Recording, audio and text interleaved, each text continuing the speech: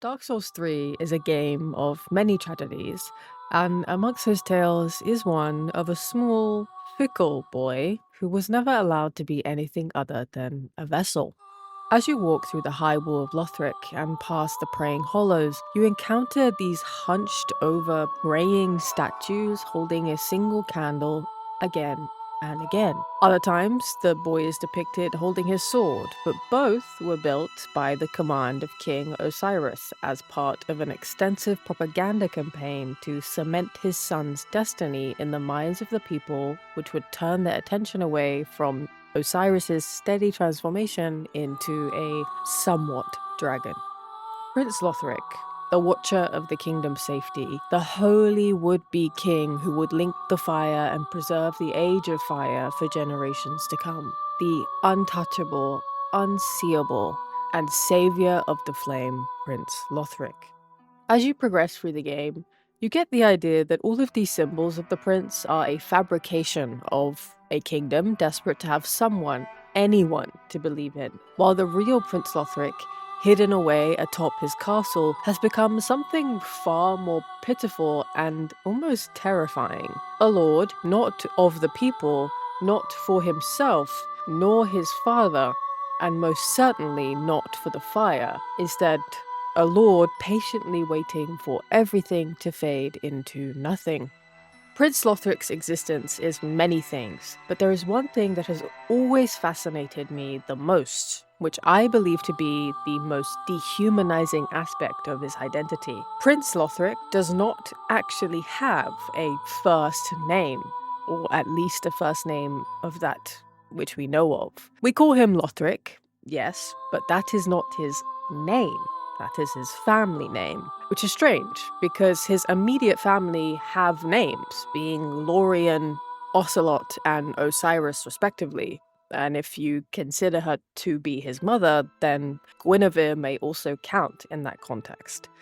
In the Japanese text, his throne in Firelink Shrine is inscribed not with a personal name, but with the title 𝙿𝙖𝙎𝙖𝙀𝙍, meaning Holy King of Lothric, emphasizing the kingdom is above the person.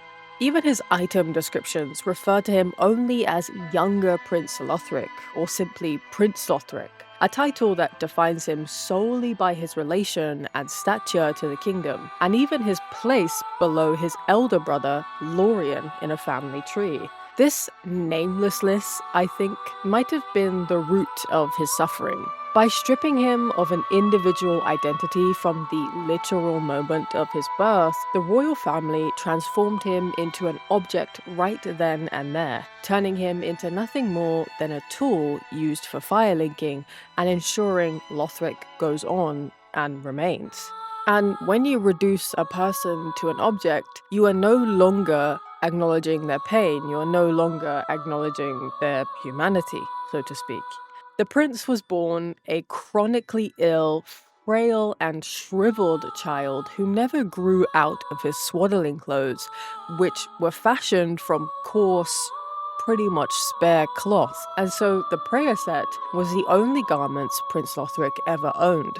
However, interestingly, younger Prince Lothric was cherished by the royal family and the royal staff, not despite his condition, but paradoxically because of it. As Dark Souls 3 loves to make it very clear, Prince Lothric was the last hope of his line, and so obviously his body was a failure by the gods' will. He never developed the strength to walk properly, his fingers grew long and claw-like, and he was bedridden for his entire life because that is exactly what his life was fated to be, by the gods. So, instead of receiving medical care, his illness was weaponized.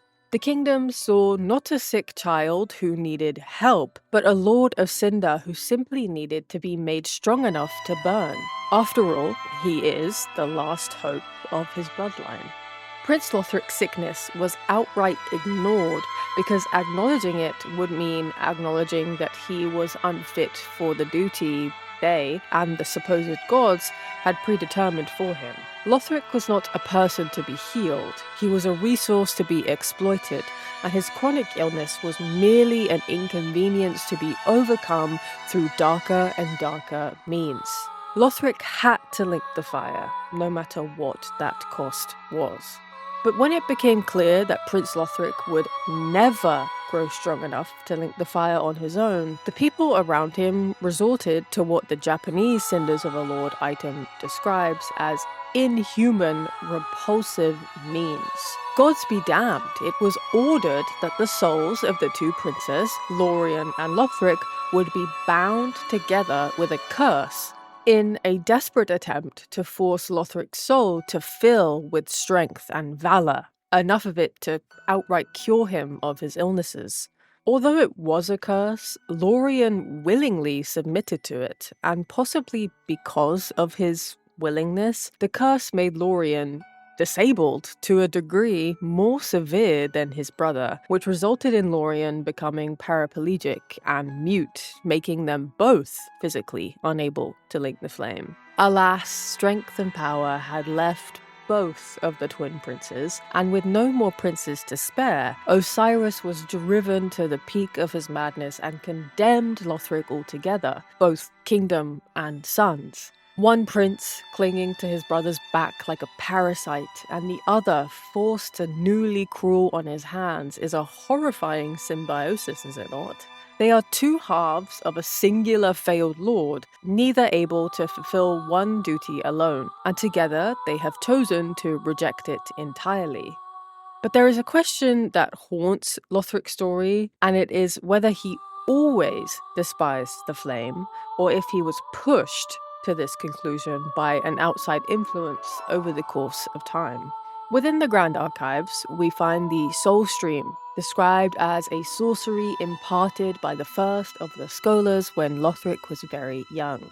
The first scholar was very skeptical of the fire, and was alleged to teach Lothric in secret. This scholar, who may have been Pontiff Sullivan, or perhaps the remnants of 𝘿𝙄𝙎𝙢, depending on your own personal subjective belief, may have been the one to instill in the young prince a deep sense of rejection of the very tradition he was prophesied to uphold, and slowly began convincing him that letting the fire fade was the only way to break the curse that plagued him.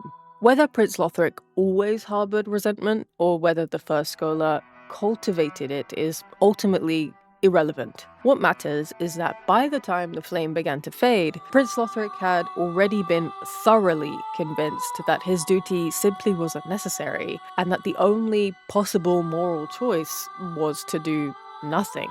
All of this so far is such a fascinating parallel between Prince Lothric and the dark son Gwyndolin, is it not? Firstly, I do believe that it is very intentional that the both of them are voiced by Harry Lister Smith, and both are associated with magic.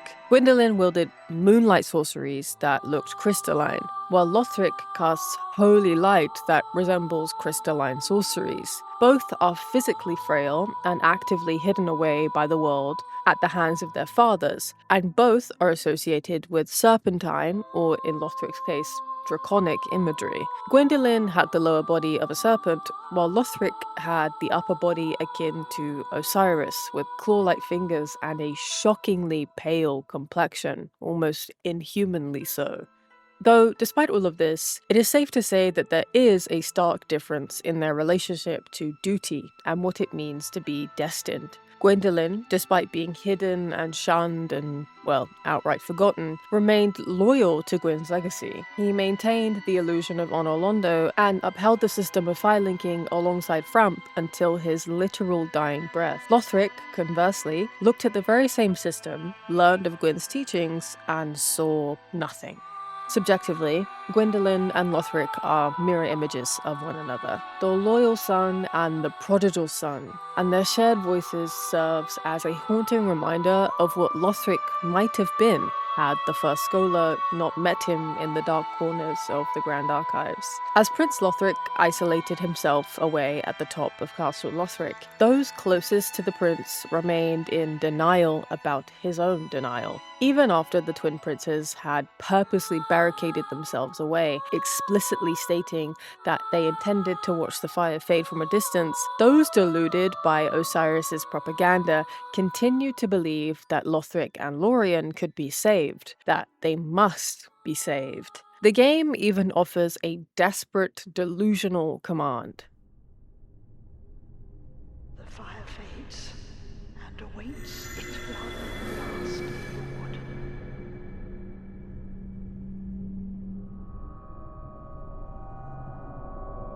Prince Lothric is in your hands.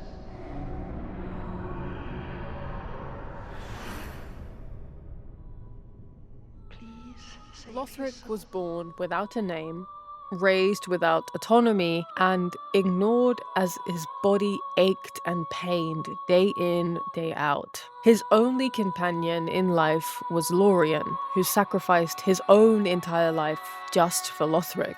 The only adult who looked past the promises Osiris offered was the heretical scholar of the first sin, who taught him to despise the only purpose he had ever been given, or at least told he was given. Lothric had only made one single choice in his life, and it was the choice to reject the fire and to wait for the end of the world. Oh dear. Another dogged contender. Welcome, unkindled one, purloiner of cinders. Mind you, the mantle of Lord interests me none. Younger Prince Lothric never had anything in his life to prove. No kingdom he felt a duty to, and no personal, private identity to assert in the face of the abyss. He simply is the younger prince, the last hope of his line, waiting for darkness to finally grant him the peace that was forsaken from him his entire life. Until next time, praise the sun. And even all of these years later, 𝙗𝙗 is still causing problems. Don't you dare let yourself go hollow, lest my time spent on you be wasted.